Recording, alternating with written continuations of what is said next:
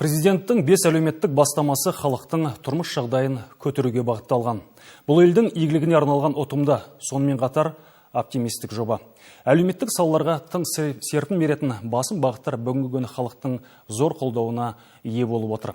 Елбасы үндеуінде көрсетілген әр бастаманың әрқайсысы негізгі тақырыптар. Халықтың сұранысы бар.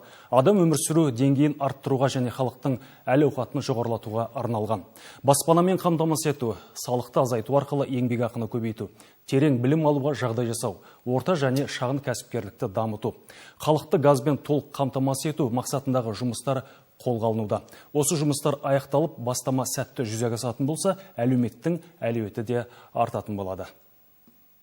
5 әлеуметтік бастама қазіргі біздің қоғамымыздың дамуының барлық саласын қамтиды. Жастар саласы, баспананың қамтамасыз ету саласы, елдерді газдандыру қарап отырсақ, осылардың барлығының еліміздің үлкен серпіліспен дамуына, мақсатына жетуіне үлкен көмек береді. Сондықтан елбасының бұл бастамалары Қазақстан тарихында үлкен бір белес болып есептелді.